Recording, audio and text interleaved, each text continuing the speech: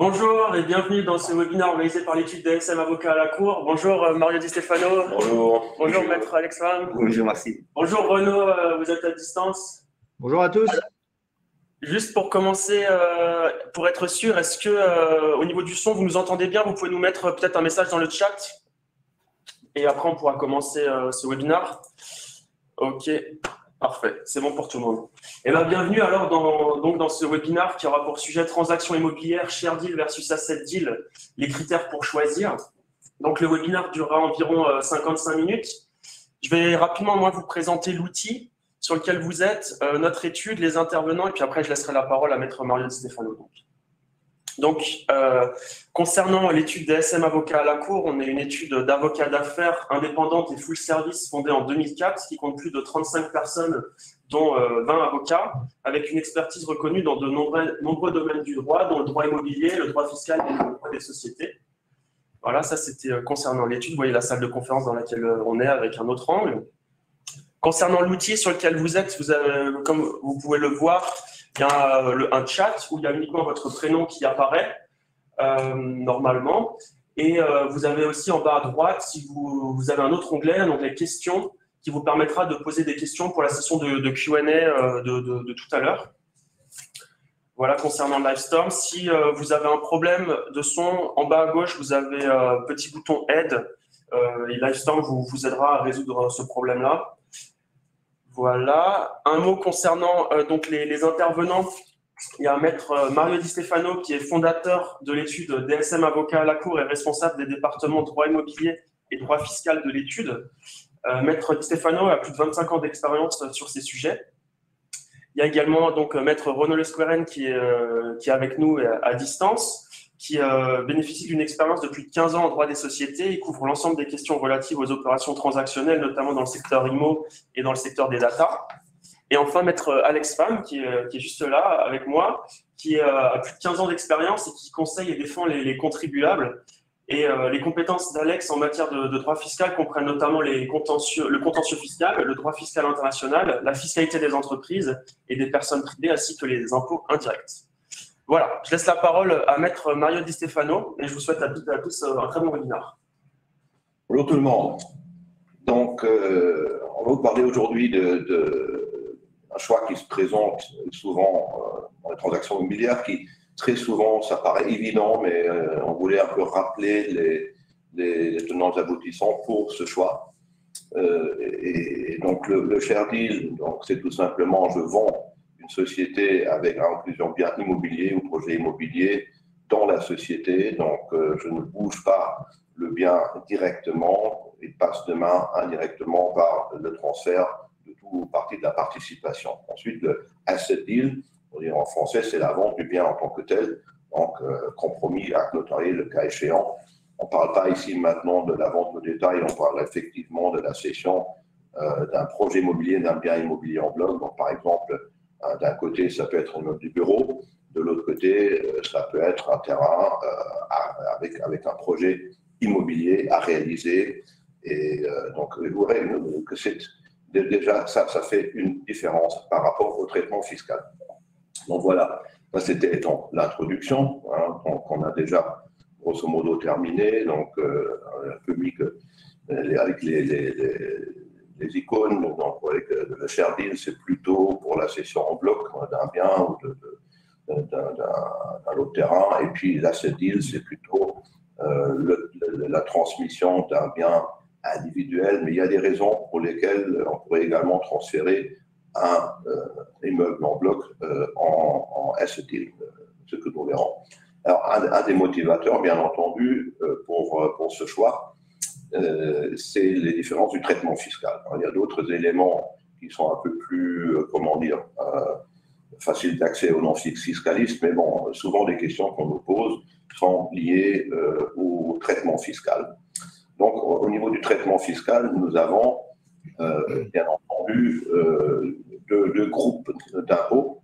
Un, c'est les impôts directs, l'autre, c'est les impôts indirects. Alors, les impôts directs, nous avons l'impôt sur le revenu, normalement des collectivités, hein, si le cédant, c'est une société de capitaux, et puis nous avons l'impôt commercial communal.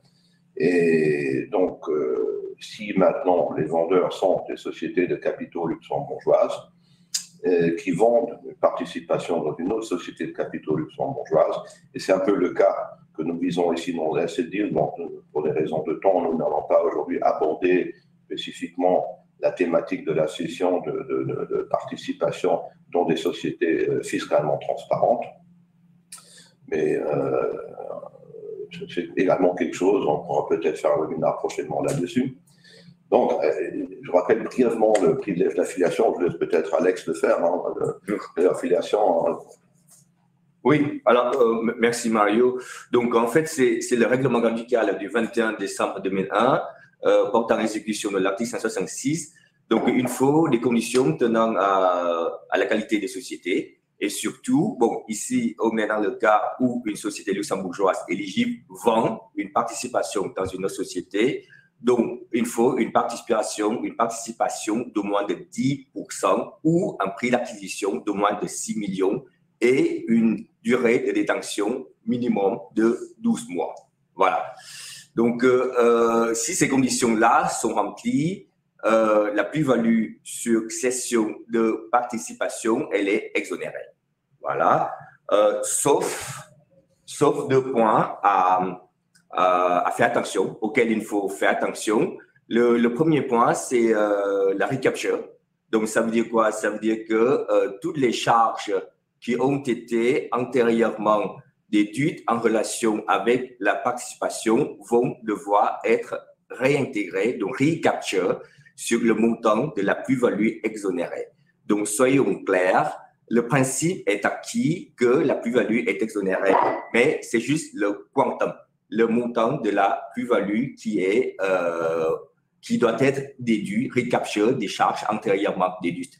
Et le deuxième point auquel il faut faire attention, qu'on ne fait pas assez attention, c'est lorsque la participation a été acquise en remploi, en réinvestissement des fonds du prix de cession issu de la précédente transaction qui n'a pas été exonérée. Voilà. Donc, c'est le remploi concernant l'article 53 et 54 et voilà. Donc, après, un élément de choix peut être la question de la latence fiscale, puisque nous avons souvent, dans une société qui détient des biens immobiliers, la valeur comptable du bien immobilier est nettement inférieure à la valeur de marché et la valeur qui est la base d'une négociation, la base de l'accord dans la cession.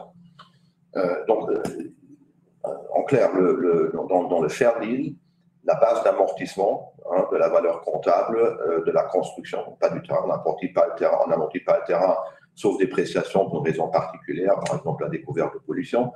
Mais sinon, j'amortis que la partie construction, mais il est clair que même si j'ai une valeur agréée pour une construction, disons de 20 millions, mais que la valeur comptable, après des années amortissement, j'ai peut-être encore 5 millions, ma base d'amortissement, malgré le fait que j'aurais payé 20 millions, ma base d'amortissement restera la même, parce que je ne peux pas maintenant aller au-delà de ce qui est, peu importe ce qui est mon prix négocié pour la valorisation du bien, ma valeur comptable reste la même. Donc, il se crée une latence fiscale, qui est l'impôt qui serait théoriquement dû si je vendais le bien, et donc c'est l'application de la charge fiscale sur la différence entre la valeur comptable et la valeur agréée, donc la valeur négociée du bien dans la transaction. Alors, habituellement, je négocie, ça fait partie des éléments de négociation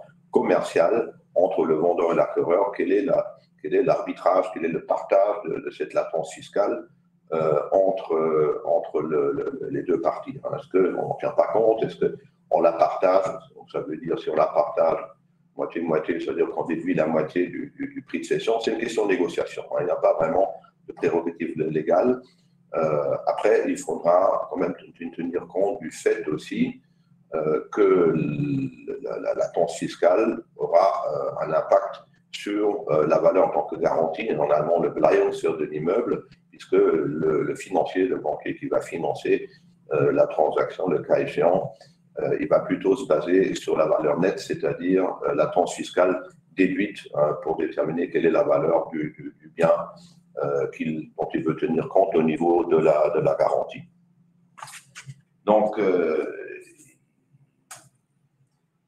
alors, en clair, dans le share deal, donc au niveau des impôts directs, on l'avait vu, si les conditions sont remplies, il y a exonération de la plus-value dans le chef donc de la société. C'est non. Par contre, si la société ne remplit pas les conditions pour l'application du prélève d'affiliation, à ce moment-là, la société luxembourgeoise de capitaux qui vendra, elle sera imposée au taux de l'IRC et de l'ICC. Donc actuellement, le taux global ville de Luxembourg, c'est 94%. Après, ça peut dépendre, ça dépend du taux de perception de l'impôt commercial communal. Donc le taux pourra être légèrement différent pour des sociétés qui ont leur siège dans d'autres communes. Maintenant, ce qui peut arriver, c'est que les vendeurs sont des personnes physiques résidentes et la participation fait partie du patrimoine privé. À ce moment-là, j'ai 6 mois, les premiers 6 mois depuis l'acquisition, c'est un bénéfice de spéculation. Et donc là, je suis imposé au taux plein pour les personnes physiques. Et après 6 mois de détention, si la participation n'est pas importante, donc ne dépasse pas 10%, attention, on a souvent des brochures où on dit oui, si la participation est jusqu'à 10%. Non, mais là, c'est dépassant 10%. Une participation de 10% n'est pas importante, c'est à partir de 10% plus quelque chose, donc du capital social. Donc, à ce moment-là, il n'y a pas d'imposition de la plus-value. Quelqu'un qui a 9%, la plus-value qu'il réalise ne sera pas imposable. Et puis, une participation importante sera à ce moment-là, après l'écoulement de ce délai de 6 mois pour le bénéfice de spéculation, sera imposable à la moitié du taux global. On avait un moment à Luxembourg la faveur fiscale d'une imposition au quart du taux global. Malheureusement, pour l'instant, ce n'est plus le cas, donc c'est la moitié du taux global. Ensuite, Alex, si ça fait partie d'une exploitation commerciale. Oui, alors à ce moment-là, la société personne physique sera soumise à l'IR, à son chef et à l'ICC. Bon, je rappelle juste un petit point, c'est lorsque, par exemple, l'activité est considérée comme dépassant le cadre de la gestion de patrimoine. Ça veut dire quoi? C'est lorsqu'on ne se contente plus de tirer davantage des fruits du patrimoine, mais on touche à la substance même du patrimoine. C'est-à-dire qu'on arrive à céder le patrimoine. On verrait ça plus clairement avec les immeubles, mais pour ce qui est des participations, c'est également la même chose. Voilà. Donc, tu veux que je continue avec ça? Oui, les résidents étrangers, donc on peut brièvement parler de là. Bon, je pense que essentiellement, ce qui nous intéresse ici, c'est les résidents, donc c'est la société luxembourgeoise, mais vous avez souvent des situations où soit la société luxembourgeoise détient une participation à l'étranger, voire un terrain à l'étranger, ou alors qu'il y a des étrangers qui détiennent des participations dans des sociétés luxembourgeoises. Donc Alex, tu nous expliques ça? Oui, voilà. S'il y a une convention fiscale, c'est clair que le droit d'imposition est décidé et partagé par la convention fiscale. Mais ici, on voulait juste attirer votre attention sur une disposition de la loi qui est parfois assez mal connue ou méconnue. C'est l'article 156, numéro 8 LIR, voilà, concernant les cas où il n'y a pas de convention fiscale. À ce moment-là, la plus-value de cession de participation importante, comme avait dit Mario tout à l'heure, donc plus de 10%, sont imposables au Luxembourg. Voilà. Bon, il faut aussi deux autres conditions, c'est qu'il faut que le contribuable ait été résident pendant plus de 15 ans au Luxembourg et ne devienne plus et soit de revenus non résidents pour moins de 5 ans. Voilà. Ce cas, c'est marginal, mais il faut le souligner parce que c'est ici. Voilà. Sinon, en dessous de 10%, c'est toujours pas imposable. Voilà, c'est l'avantage du Luxembourg, bien sûr. Après, il faut toujours tenir compte de deux choses. La première, c'est que, malentendu qui existe parfois, le traité de non-imposition va partager le droit d'imposition, mais il ne fixe pas une cote d'impôt, c'est-à-dire quelque chose qui n'est pas imposable en droit interne, même si le traité de non-imposition permet théoriquement l'imposition à des pays contractants, Si le droit interne ne prévoit pas d'imposition, il n'y aura pas d'imposition. Hein. Ce n'est pas le traité contre la double imposition qui fixe un impôt. Et deuxièmement, du point de vue luxembourgeois, il faut toujours tenir compte que la personne physique résidente à l'étranger peut avoir une charge fiscale, ou aura normalement une charge fiscale dans son pays de résidence, en fonction du pays de résidence. Et dans les questions de structuration, on va éventuellement tenir compte de cette question-là et peut-être conseiller à une telle personne d'intercaler une société de participation, mais ça dépend vraiment, ça c'est à évaluer au cas par cas. Ensuite, l'impôt sur la fortune, on peut brièvement parler de ça, parce que l'IF, au niveau des participations qualifiantes, donc c'est-à-dire soumises et profitant du registre de mère filiale, sont exonérées au niveau des sociétés d'impôt sur la fortune sous les mêmes conditions que les dividendes. Par contre, il n'y a pas de durée minimum de détention.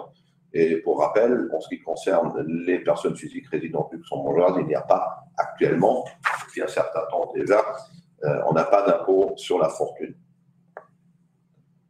Voilà, une thématique qui est souvent centrale dans les préoccupations des opérateurs par rapport aux cessions en share deal.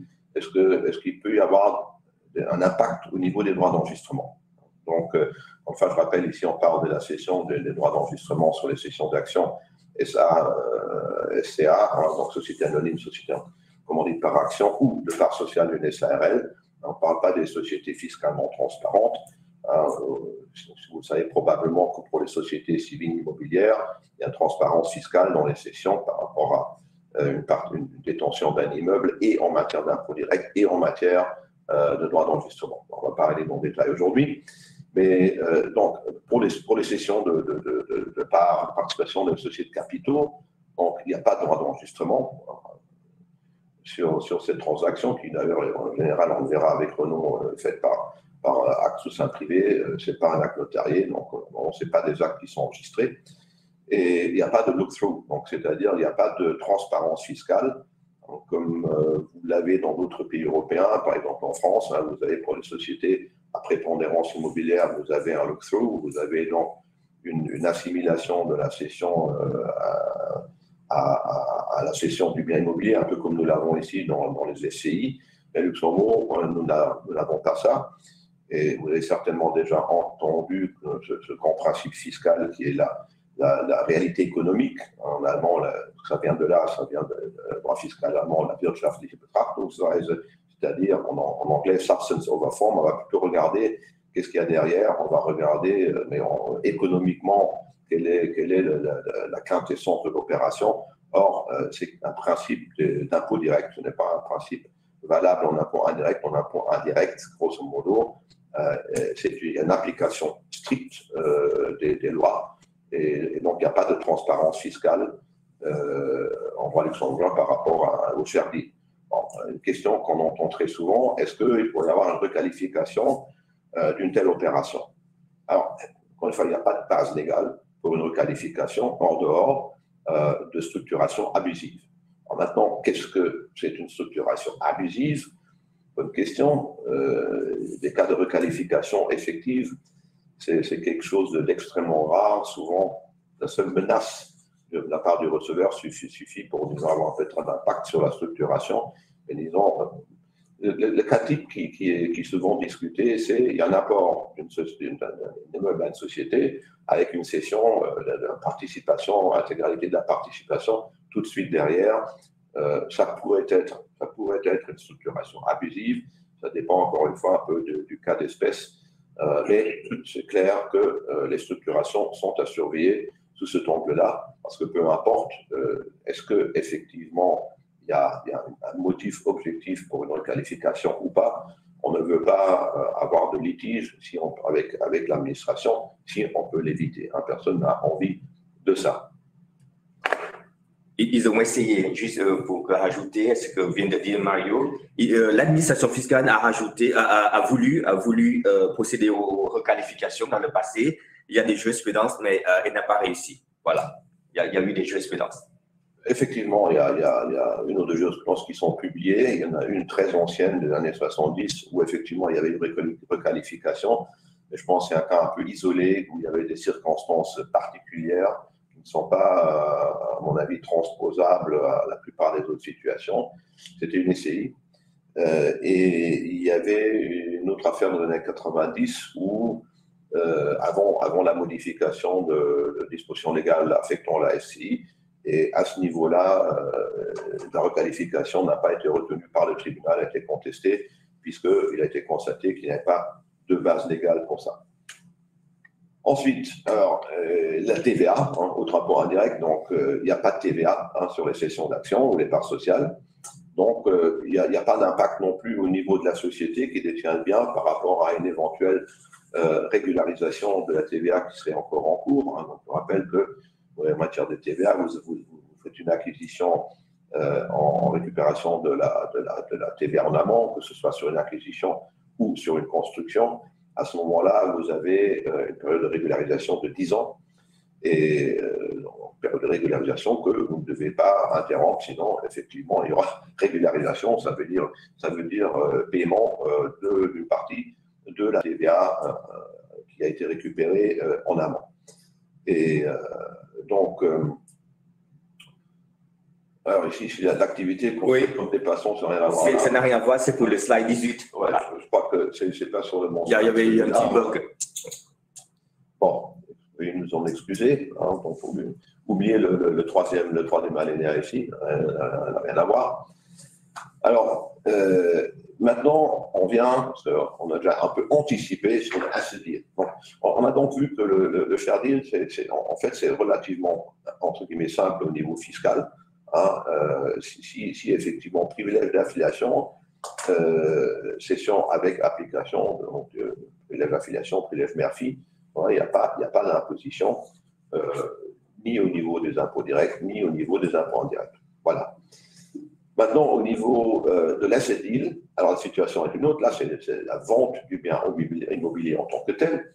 On rappelle que vous pouvez avoir un asset deal également pour autre chose. Vous pouvez vendre des parties d'entreprise, vous pouvez vendre des machines, des parties d'entreprise. Mais ici, on va se limiter à la vente d'un bien immobilier.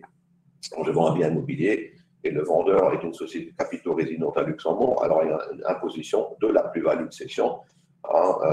Sur l'impôt sur le revenu des collectivités, à l'impôt commercial communal, donc encore une fois un taux global un peu en dessous de 25% du Luxembourg.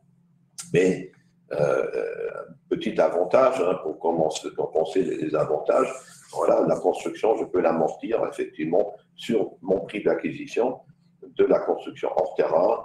Donc, je ne suis pas limité à la valeur comptable que le bien avait avant dans la société qui cède. Alors, Alex, si le vendeur est une personne physique résidente à Luxembourg et si ça fait partie du patrimoine privé, qu'est-ce qui se passe? Voilà. Ce qui se passe, c'est que si la vente a lieu dans les 2 premières années depuis l'acquisition, cette personne physique est imposable au titre du bénéfice de spéculation au taux plein, selon les barèmes progressifs. Et si la cession a lieu 2 ans après l'acquisition, il a droit à une imposition favorable au demi-taux. Bon. Et dans les 2 cas, bien sûr, il y a abattement de 50 000 doublé en cas d'imposition collective. Il faut aussi réévaluer le prix d'acquisition en fonction de l'inflation. Il y a des coefficients qui sont prévus par la loi. Donc, et je rappelle aussi que la plus-value succession de la résidence principale au Luxembourg pour les personnes physiques est exonérée d'impôts, sous condition bien sûr à remplir. Et bien sûr, veuillez nous excuser encore une fois, le petit paragraphe tout à l'heure, ça s'applique ici.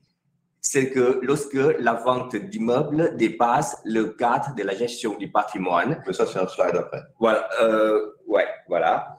Donc, la personne est également soumise à l'ICC. Voilà. Oui, bah ici, sur ce volet-là, on parle de la cession du patrimoine privé. Mais donc, c'est clair que, et c'est une question qu'on nous pose parfois, est-ce que j'ai intérêt à acheter ma maison unifamiliale par l'intermédiaire d'une société, peu importe si c'est une SCI ou une société de capitaux? Alors, en général, non, parce que la résidence principale étant exonérée de l'imposition de la plus-value en cas de revente, a priori, l'acquisition d'une maison, la résidence principale du contribuable, il a probablement intérêt, sauf cas spéciaux, de l'acquérir dans le patrimoine privé et pas par l'intermédiaire d'une société. Alors, si le cédant est une personne physique ou morale résidente à l'étranger et que le bien est situé à Luxembourg, a priori, tous les traités d'imposition vont prévoir que le droit d'imposition appartient au Luxembourg et donc cette personne sera soumise à l'imposition luxembourgeoise en tant que personne partiellement soumise à l'impôt Luxembourg, donc en allemand, beschränkt steuerpflichtig. Alors, au niveau des droits d'enregistrement, standard, hein, c'est 6%, plus droit de transcription 1%, ça fait 7%, sauf dans les villes de Luxembourg et la commune de Mamers, où vous avez une surtaxe communale qui est égale à 50% des droits d'enregistrement, pas pour transcription, non, on rajoute 3%. Hormis certaines exceptions, comme les maisons de rapport.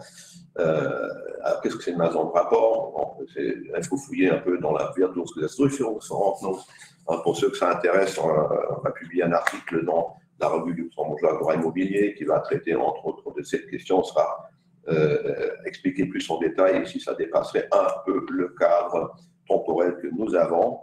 Alors, peut-être pour mentionner la clause de revente, donc il y a un supplément de 1,2%, respectivement 1,8% en cas de surtaxe communale. Donc à ce moment-là, je peux récupérer 6% dans les premières 2 ans, respectivement 4,8% pendant les 2 années qui suivent. Au bout de 4 ans, je récupère plus rien. Donc si je mets trop de temps à revendre, ma clause de revente aura été inutile.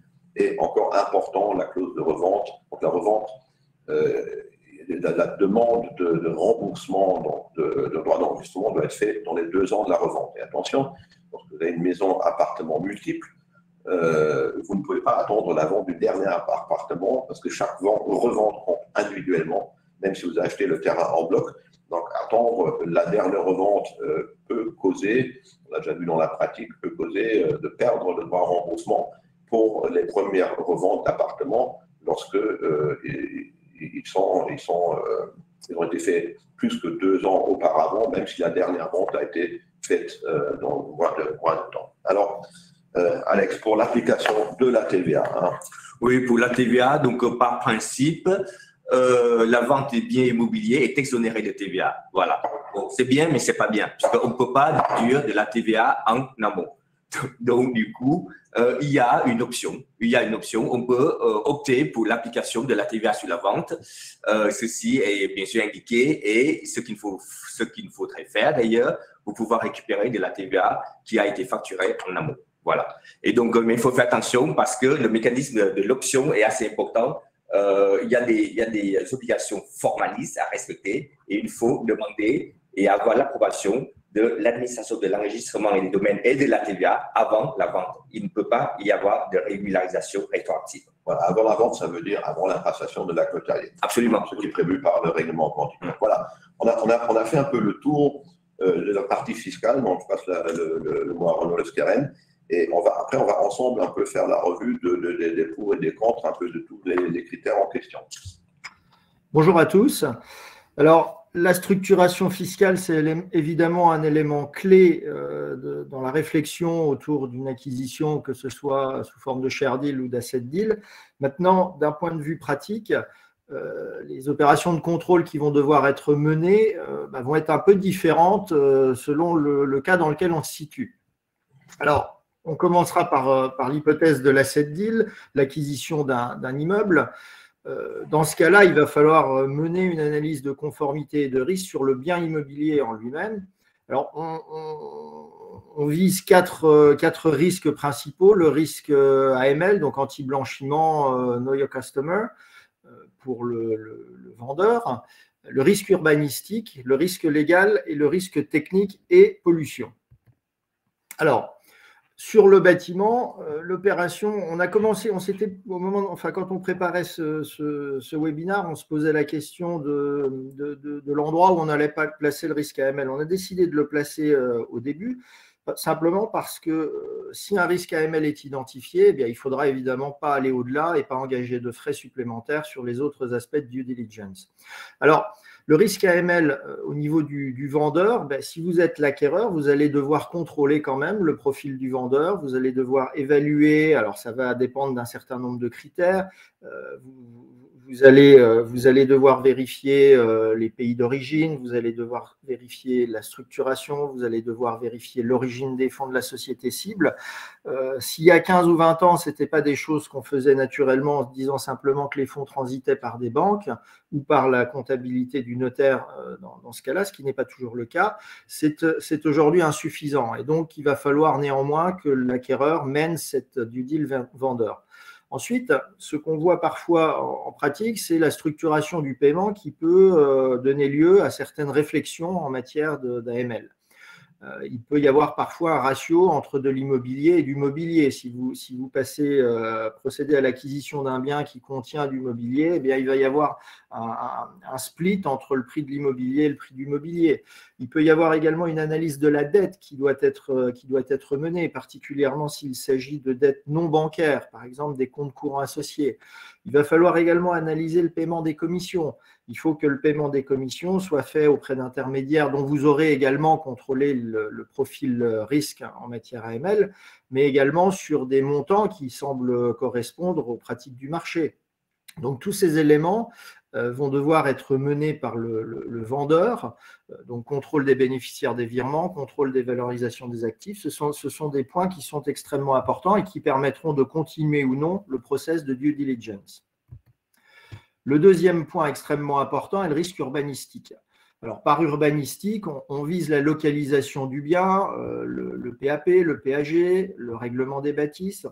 Il faudra également contrôler l'existence de servitudes, que ce soit des servitudes légales ou des servitudes conventionnelles qui parfois sont reprises dans l'acte notarié d'acquisition, parfois peuvent être dans des actes séparés. Donc, il faut contrôler ces éléments pour savoir exactement ce qu'on achète et s'il n'y a pas des droits de passage, s'il n'y a pas des canalisations par des servitudes qui seraient sur le terrain.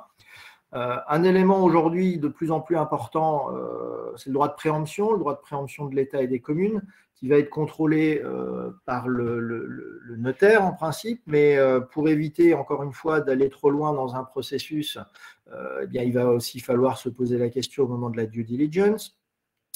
Un autre point, l'utilisation réelle du bâtiment. Et donc là, il faudra contrôler, que ce soit le propriétaire ou les locataires, si l'utilisation qu'ils en font est bien conforme à la localisation urbanistique du bien. On a déjà vu des situations où des locataires utilisaient un bien de manière non conforme par rapport à ce qu'ils étaient en droit de faire dans la localisation du bien, ce qui peut entraîner par la suite évidemment des problématiques pour l'acquéreur.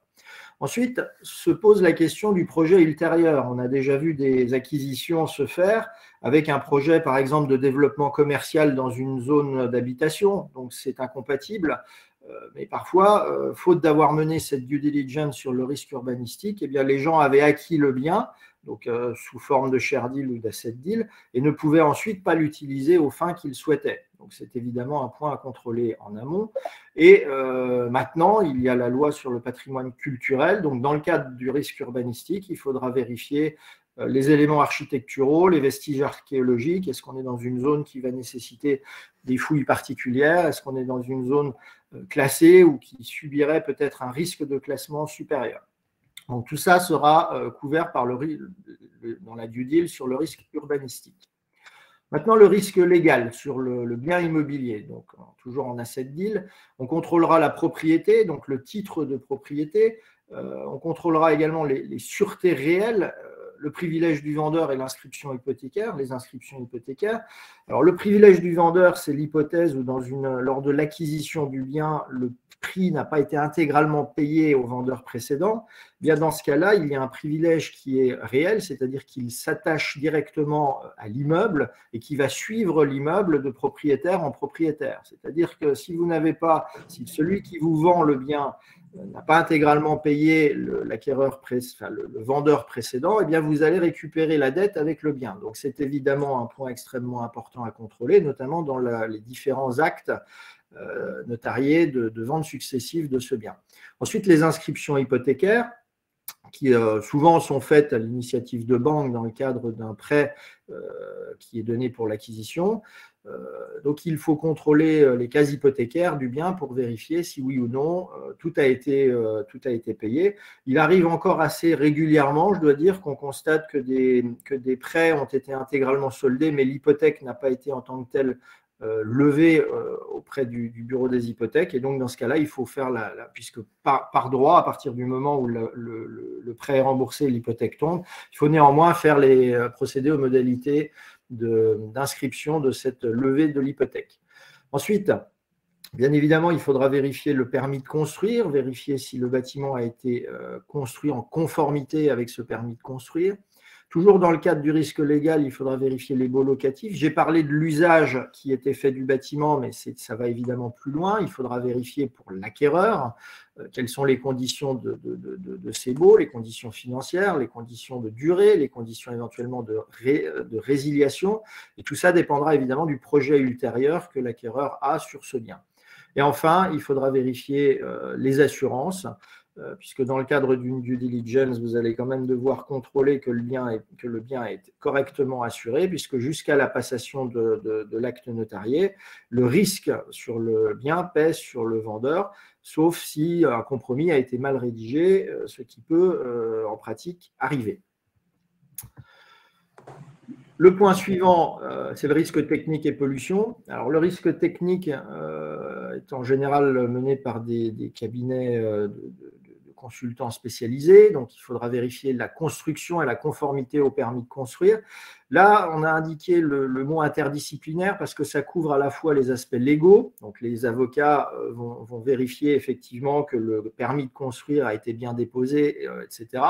Après, les techniciens vont vérifier peut-être que le bâtiment a été construit en conformité avec le permis de construire, que ce soit par exemple sur les reculs par rapport aux servitudes, par rapport aux lots annexes, ça peut être les hauteurs de bâtiments, etc., etc. Ensuite, la conformité des règles commodo-incommodo, également interdisciplinaire. Le commodo-incommodo a une durée de vie limitée, en principe de 15 ans, donc il va falloir vérifier que ce qui a été installé correspondait aux autorisations et que ça n'a pas été, que ça a été renouvelé si le délai est arrivé à terme. Ensuite, l'audit environnemental, également interdisciplinaire. On a parfois des surprises par rapport à la localisation de certains biens qui peuvent, dont l'utilisation ultérieure, bien que sur des zones constructibles, peut parfois être limitée par la présence d'éléments de biotopes qu'il va falloir préserver ou en tous les cas dont il va falloir faire l'analyse. Et donc cet audit environnemental a pris une importance croissante ces dernières années et c'est également un élément interdisciplinaire puisqu'il y a des aspects légaux et des aspects plus techniques et le cas échéant des analyses et des rapports qui devront être préparés pour justifier de la faisabilité du projet par rapport à ce contexte environnemental. L'état du bâtiment, évidemment, élément technique, et l'état des équipements techniques. Alors, maintenant, quand on parle de share deal, bien, tout ce qu'on vient de voir sur le bâtiment, il faut le faire.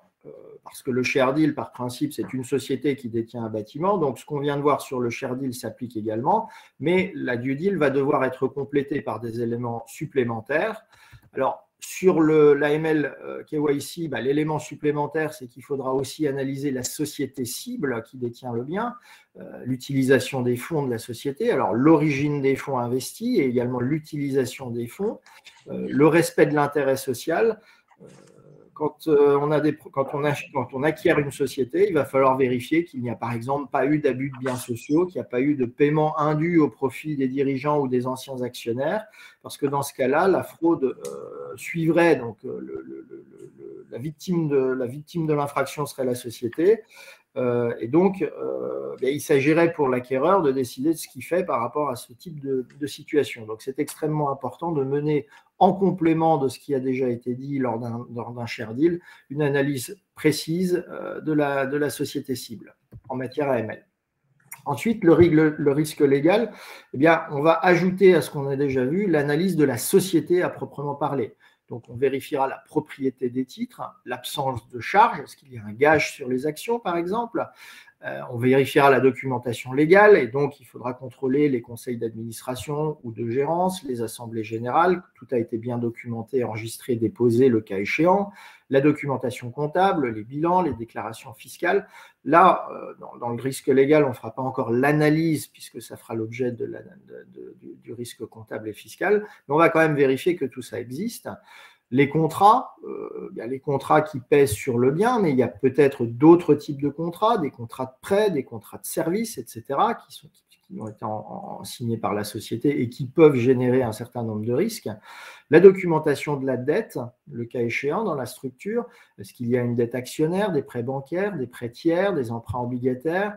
Il faudra vérifier que tout ça a été réalisé à des conditions de marché, puisque, et ça sera couvert par le risque fiscal, mais des opérations intragroupes qui ne sont pas réalisées à des conditions de marché peuvent entraîner des taxations inattendues.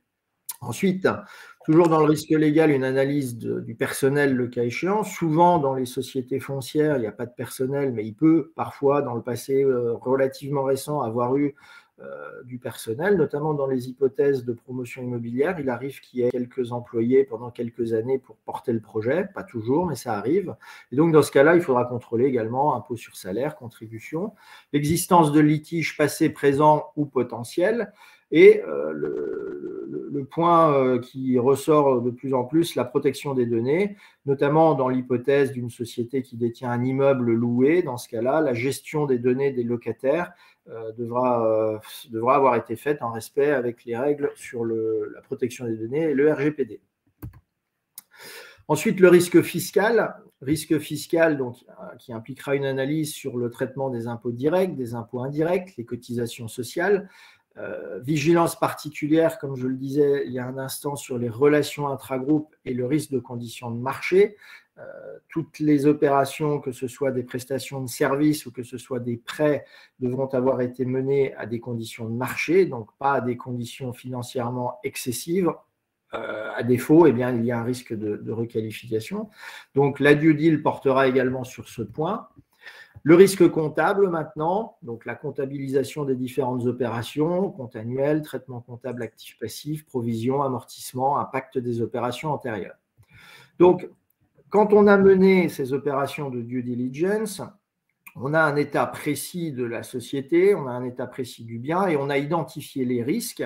Et ces risques, eh bien, on va pouvoir en parler avec le vendeur ou l'acheteur et, le cas échéant, traiter financièrement premièrement, la charge du risque et deuxièmement, si le risque se réalise, qui va devoir payer. Donc, dans un premier temps, garantir que les fonds pourraient, le cas échéant, être disponibles si un risque se réalisait et deuxièmement, eh bien, déterminer qui paiera in fine. Alors, tout ça sera dans les contrats, mais selon l'hypothèse dans laquelle on se situe, les contrats sont un petit peu différents. Alors, dans l'hypothèse d'un asset deal, je rappelle que dans ce cas-là, le périmètre est plus limité. On achète un bien, on n'achète pas une société. Donc, on identifie parfaitement l'objet de l'opération.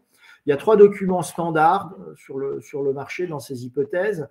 La lettre d'intention, le compromis de vente et l'acte notarié. Alors, la lettre d'intention et le compromis de vente, parfois, on utilise les deux. Parfois, on n'utilise qu'un seul de ces 2 objets. Parfois, voilà. Donc, c'est 2 ou 3 documents selon les hypothèses. Alors, typiquement, que contiendra la lettre d'intention?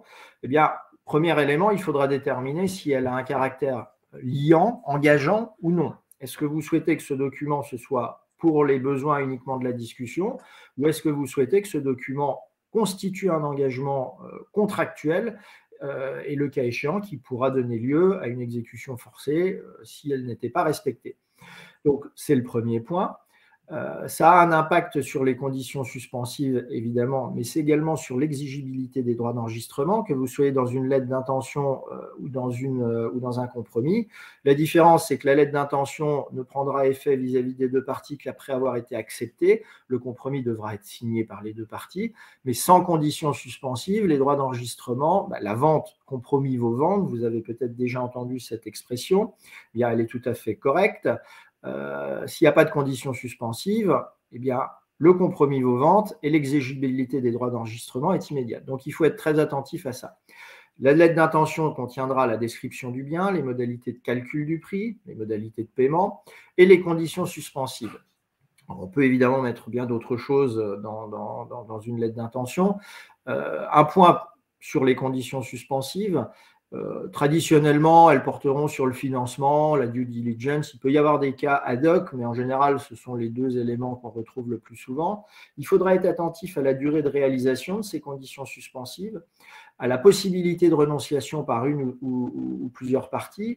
Si rien n'est indiqué dans la condition suspensive, eh bien, il y a un risque important qu'elle soit considérée par un juge comme ayant été inscrite au bénéfice des deux parties, et donc l'une des parties ne pourra pas y renoncer sans l'accord de l'autre, ce qui en pratique peut poser parfois des difficultés. Donc si par exemple une condition de financement, eh bien l'acheteur peut avoir envie de pouvoir y renoncer s'il trouve un financement qui ne soit pas bancaire, un financement alternatif, il peut vouloir y renoncer unilatéralement.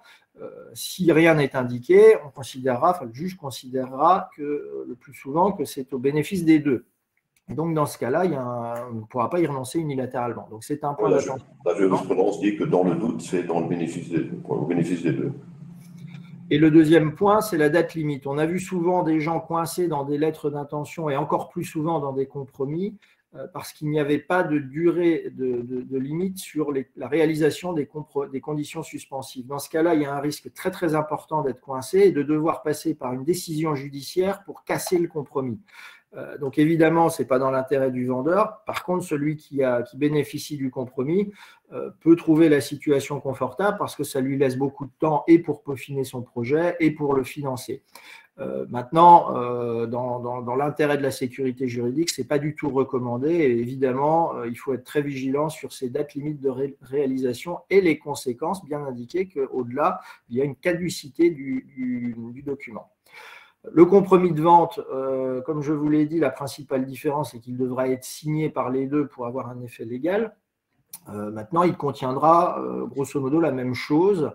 Je réinsiste encore une fois sur la problématique des conditions suspensives. Sans conditions suspensives, compromis vaut vente et donc le transfert de propriété se fait, l'acte notarié par la suite n'étant qu'une modalité d'enregistrement et une modalité pratique, mais la vente est parfaite et les droits d'enregistrement sont dus. Le troisième document, l'acte notarié, donc c'est l'acte qui va constater le transfert de propriété. Alors, la plupart du temps, on pourra aussi indiquer que l'acte notarié donc, emportera, c'est un élément indispensable pour qu'il y ait qu'il y ait enregistrement et publication opposabilité au tiers du transfert de propriété. Comme je vous l'ai dit, ce n'est pas un élément indispensable au transfert de propriété en tant que tel.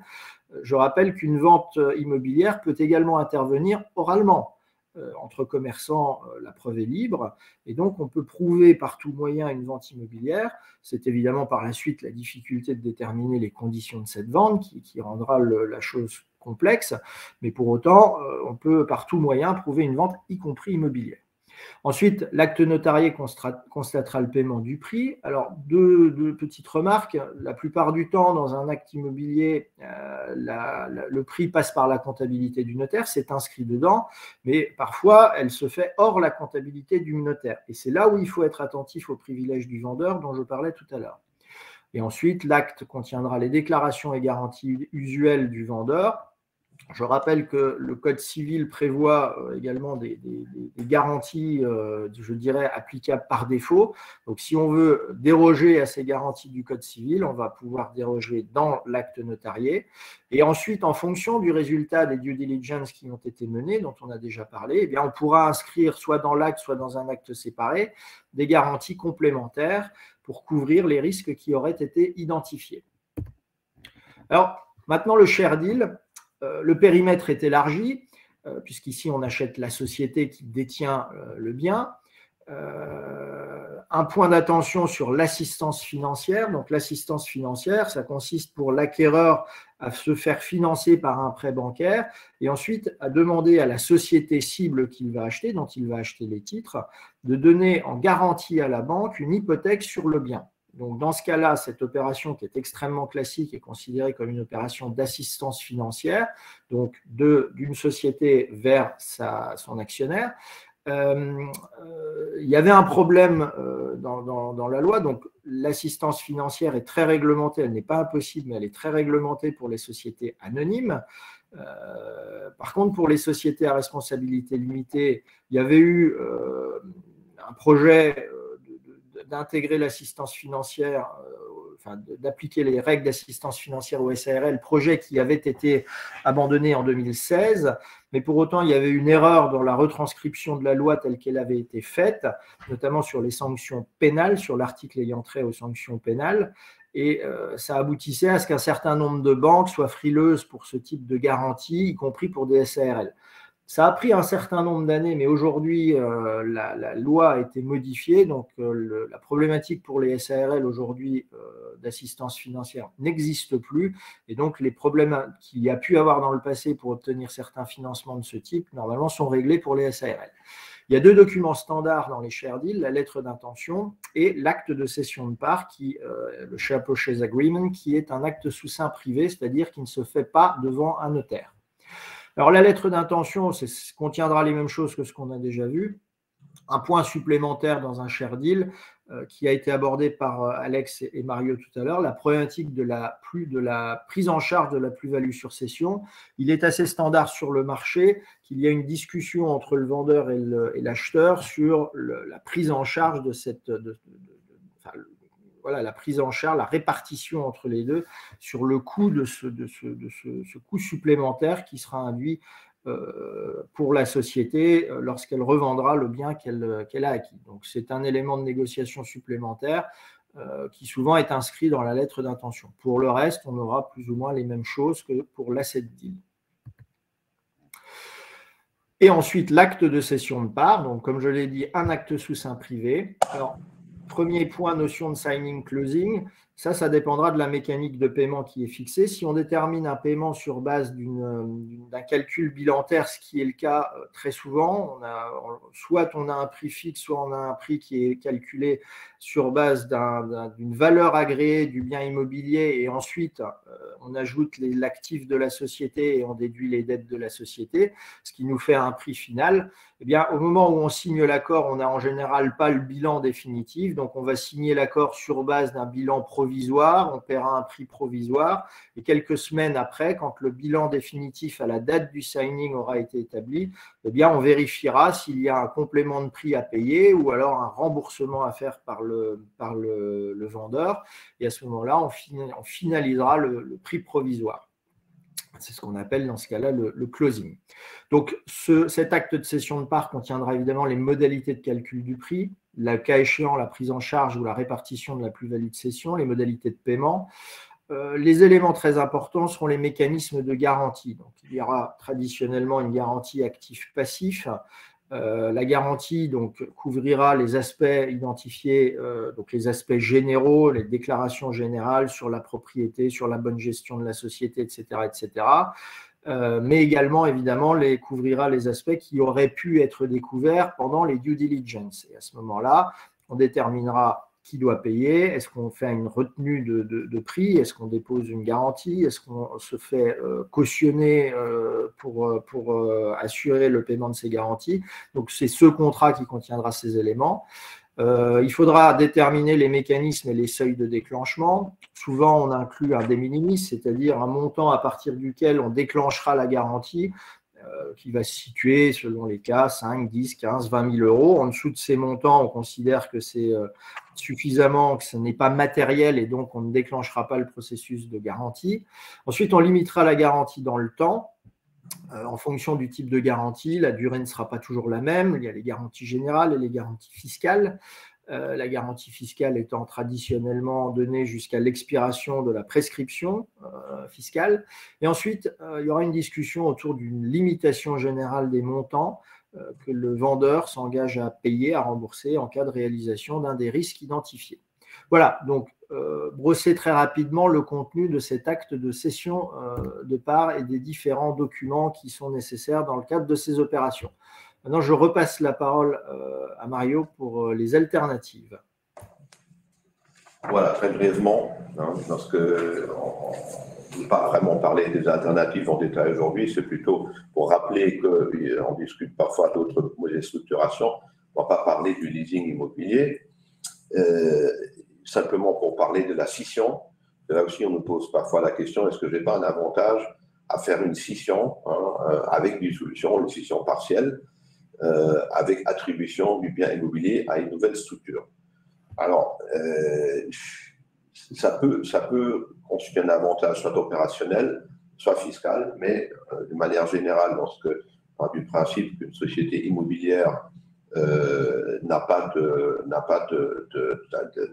d'activité autre que la détention et le développement du bien, je ne vais ni au niveau des impôts directs, ni au niveau des impôts indirects pouvoir le faire en neutralité fiscale. On en discute souvent et il ne faut pas se tromper. Si je n'ai pas une partie autonome d'entreprise, a priori, je peux le faire, bien entendu, mais ce sera quand même une mutation qui va déclencher et l'impôt sur le revenu des collectivités d'un côté, et ça va également être soumis au droit d'enregistrement. Éventuellement, je peux avoir une situation où je vais sortir la partie autonome d'entreprise, je carve l'immeuble dans la société existante, ce serait peut-être une possibilité, mais dans l'autre sens, en général, ça ne marche pas en neutralité fiscale. Ensuite, les apports. On en a parlé tout à l'heure, est-ce qu'un apport suivi tout de suite d'une cession départ peut être une structure abusive? Maintenant, en tout état de cause, un apport aujourd'hui est devenu plus onéreux. Encore une fois, l'apport en dehors des situations de restructuration, de toute façon, il y a normalement découvert de la plus-value au niveau de l'impôt sur le revenu. Maintenant, au niveau des impôts indirects, l'apport est une mutation immobilière qui est soumise au droit d'enregistrement. Alors, ce n'est pas le plein taux, mais à partir de 2021, ça a été triplé. Vous voyez à droite, vous voyez un extrait d'une brochure du gouvernement qui a été distribuée au moment de la publication du projet de loi de budget en 2020 pour l'année 2021. Donc, grosso modo, on a triplé les droits d'apport sur l'apport d'un bien immobilier à une société. Pourquoi? Parce qu'on a bien compris qu'il est très compliqué de penser à introduire une taxation des share deals parce qu'ils ne sont pas enregistrés, donc il faudrait forcer l'enregistrement par rapport à ce genre d'acte. C'est compliqué, donc on a préféré au niveau des législateurs de tripler le droit d'apport qui aujourd'hui est donc avec les droits de transcription de 3,4%. Donc c'est devenu beaucoup plus cher. C'était 1%, puis c'était 0,5%. Maintenant, aujourd'hui, on est à 3,4% en tout. Et s'il y a surtaxe communale, c'est même 4,6%. Et donc, l'apport est toujours une option. Ça peut toujours être moins onéreux qu'une cession directe par un achat deal. Par contre, il faut faire attention à la requalification. Si, grosso modo, on le fait tout de suite et on cède, on le fait et puis on cède les départs tout de suite derrière. Alors, en guise de conclusion,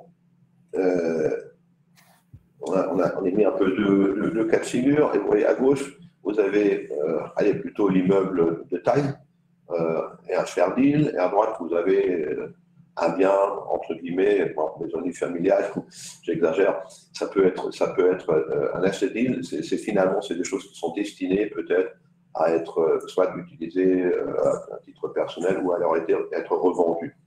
Alors, qu'est-ce qui parle en faveur du share deal?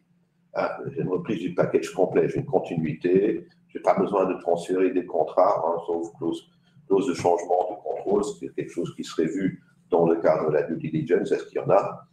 Il y a parfois possibilité de reprise du financement, mais sur la pratique, la plupart du temps, l'acquéreur finance l'intégralité de l'opération avec son financier. La possibilité de faire un transfert partiel ou échelonné, notamment pour remplir les critères de durée de détention. Je ne vais peut-être pas tous céder en bloc, je garde 10% ou 20% encore pendant le temps nécessaire pour parfaire la durée de détention. Il y a une relative discrétion, c'est-à-dire que lorsque des sociétés anonymes, la cession au départ en tant que telle n'est pas publiée. Bon, maintenant, il y a bien sûr la transparence dans le registre de transparence, mais ça dépend encore dans la mesure où, effectivement, il y a des associés qui détiennent plus de 25% qui sont publiés. Il faut faire attention à l'assistance financière, donc on a parlé.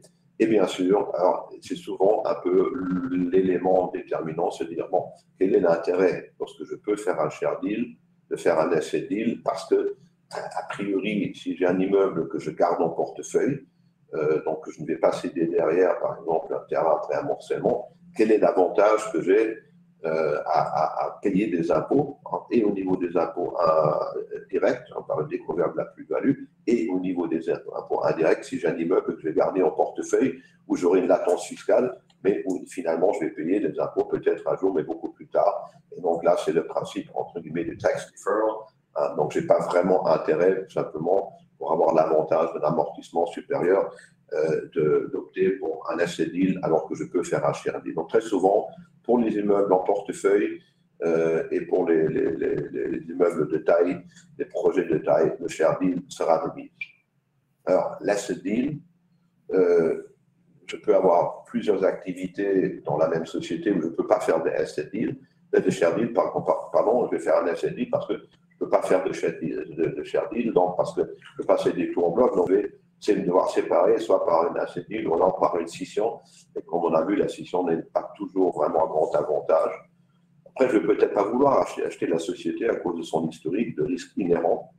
C'est une structure contractuelle, comme c'est a priori plus simple, le périmètre est moins important, mais bon, encore une fois, fiscalement, il y a quand même, c'est quand même un critère peut-être moins important. Un contrat, une fois qu'il est fait, il est fait. Il y a une possibilité de cession d'indivision, oui, on peut faire ça aussi, mais attention, il faut aménager contractuellement pour éviter certains pièges de l'indivision. Heureusement que les dispositions du Code civil sont en principe pas d'ordre public. Et encore une fois, les aspects fiscaux. Si en fonction de l'exit, alors je peux dire éventuellement, bon, si de toute façon je prévois de faire une revente en VFA dans les 2 ans de l'acquisition, je vais réaliser un projet, je vais revendre au détail. Donc, de toute façon, je vais découvrir ma plus-value latente. Je peux acquérir avec une clause de revente. Donc, a priori, ma charge supplémentaire sera que entre 1,2 voire 1,8%.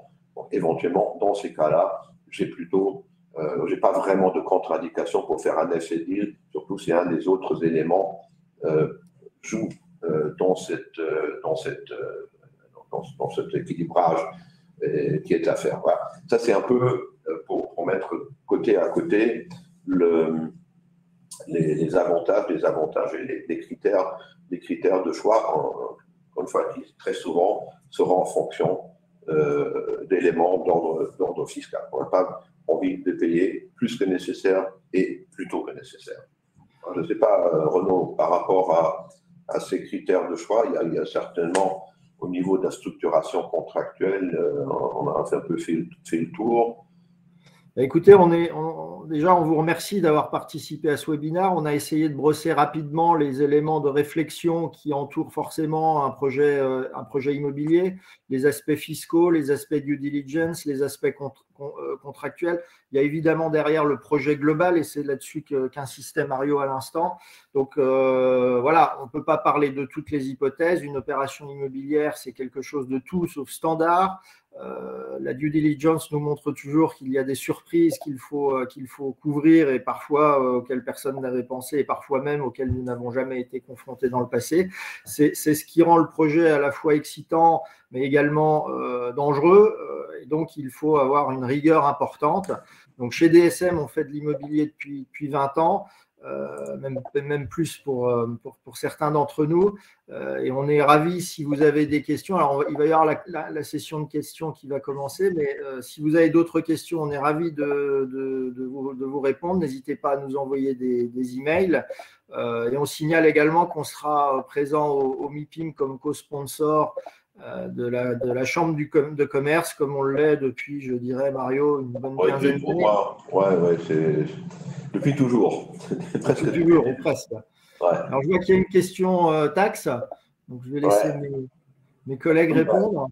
Oui, alors, dans le cas d'une SA-SARL détenant un bien vendu à des personnes physiques ou une SCI luxe, donc si la SA-SARL est liquidée par la suite, est-ce qu'il y a application des droits d'enregistrement lorsque le bien entre dans le patrimoine de la SCI des personnes physiques? Le timing joue-t-il un rôle?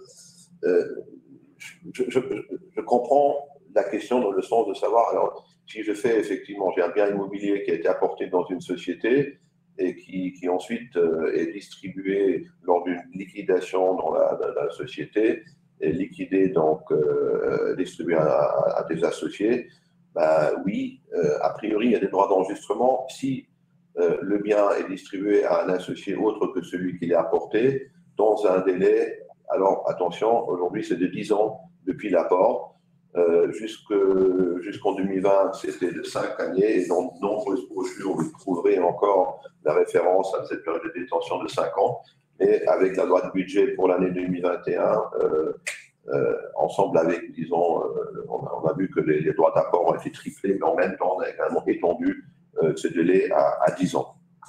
Tout à fait, ouais. Moi, je confirme. Est-ce qu'il y a d'autres questions? Il y a l'onglet questions en bas à droite de votre écran. On a eu beaucoup de messages dans le chat de remerciements. Merci à vous pour vos participations. Je vous ai mis aussi mon adresse email tout à l'heure. Vous la recevrez à nouveau si vous avez besoin d'une attestation de participation. Voilà, faut me faire un email. Je vous le remets tout de suite si nécessaire.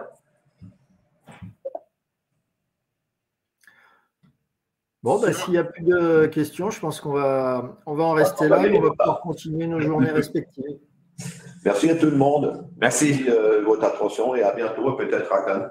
À bientôt. Au revoir. Merci, au revoir. Au revoir.